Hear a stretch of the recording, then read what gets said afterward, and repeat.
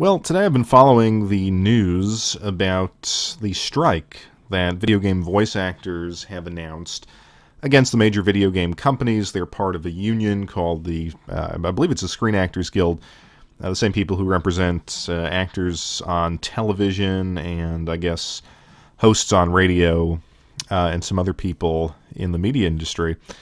And it's funny, as I've been reading some of the articles and following, particularly on Reddit, some of the opinions of my fellow fans, I was really struck by how immature this industry is and how immature some of the fans are. This, to me, should be an open and shut case. So let's actually look at it from the voice actor's perspective.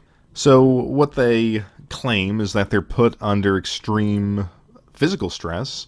Apparently, the voice actors are asked to sort of, as part of auditioning, make the sound of somebody getting hacked to death with an axe, or make the sound of someone screaming as gunshots are coming at you. And if you do this hours on end, you will incur some vocal damage. And apparently some of these people have done that. The other thing they're complaining about is the fact that they are kind of inhibited in their performances because they don't really know what game they're working on. There's an article on NPR, I'll link to it here, or rather below. It talks about how the guy who played Kellogg in Fallout 4 had no idea, what game he was working on. I mean, he was just told, read this, read that, and it makes it very difficult. And of course, the main sticking point is that they want residuals if a game sells, I believe, over 2 million copies. And so very few games apparently fall into that range. But the argument they're making is that quality voice acting contributes to a successful product. And I think that is absolutely true. Now, if you followed the channel, you followed the podcast that I do, you know that I actually do not like voice acting in games. I think the whole attempt to make a game a kind of AAA Hollywood movie ultimately ruins what games really are. I mean, they are not interactive movies. They are their own medium. And this attempt to change them into something that they're not, I think is really to the detriment of what made gaming popular to begin with.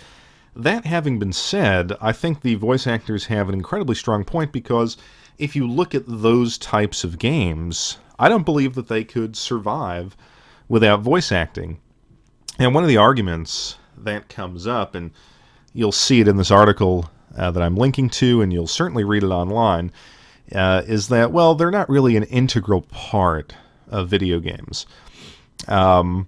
So this guy, his name is Scott Whitlin, he's a lawyer representing video game companies, says the work of voice actors represents less than 0.1% of the work that goes into a video game. If we pay them in a vastly different way from 99.9% of the people who put more work into making the game, that's going to be problematic for game companies. He goes on to say, I'm trying to find this quote here, it's not about a lack of respect for these people. My committee loves these people and appreciates the work that they do. They're incredibly talented. The problem is the problem that we have is that their position doesn't fit into this industry.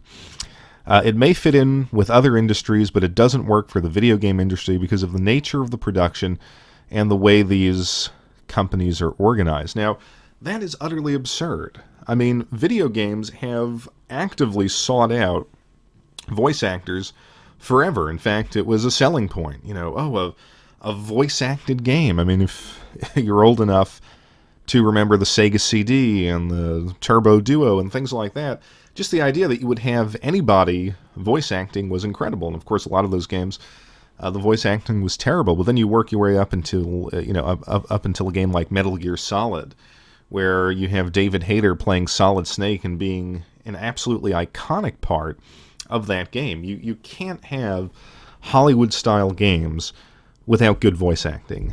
And the idea that they have no position within this industry, they don't fit within the industry, well, then why hire them? I mean, why not say, okay, you know what, we don't need these costs at all, and release the next Grand Theft Auto, Grand Theft Auto 6, Red Dead Redemption 2, I guess that's just been announced. Take Mafia 3 for that matter. What if that game had no voice acting? And of course, all the people are saying, oh, it's an amazing story. It might be buggy, but just well acted, amazing story.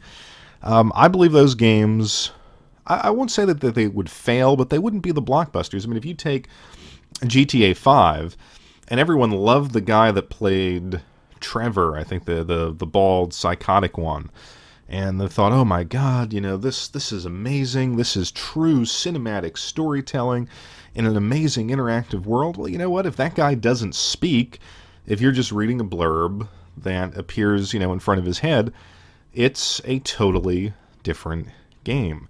So I think their request is modest. I mean, how many games sell over 2 million? Yeah, they want some more wages and stuff like that. But, as you read up about them, yes, they make, I think, $800 per 4 hours or something like that. And, that seems like a lot of money, but they only might work, I don't know, 3 months out of the year, 4 months out of the year. They don't have a steady income. So that's why I think it is vital to pay them more. And again, I don't play these games. I don't like these games, but I think it's vastly hypocritical for these companies to say, we're creating high-quality AAA entertainment that pushes the boundaries of what storytelling is all about, but we don't want to pay the actors. That's not important. So what's next? I mean, do you not need to pay the writers, the people who create these stories? Because really, you could just have anyone come up with a simple story and have lots of, cutscene explosions and lots of in-engine graphical sequences. I mean, you really don't need a story. So pretty much you just need programming and art, maybe. I mean, you get away with maybe a computer program that comes up with kind of cookie-cutter artistic assets, and you just sort of pay someone to fill them in. So we need the programmers. We can outsource that, but pretty much we need to pay the programmers, and of course we need to richly reward the executives at the publishing houses that put out these games. But then the idea that the players, would, and I'm not saying all of them. I mean, I've seen some supportive comments, but a lot of these, people, oh well, nurses who bust their ass don't make that much, so they shouldn't make that much. What does that mean? I mean, maybe nurses should make more money.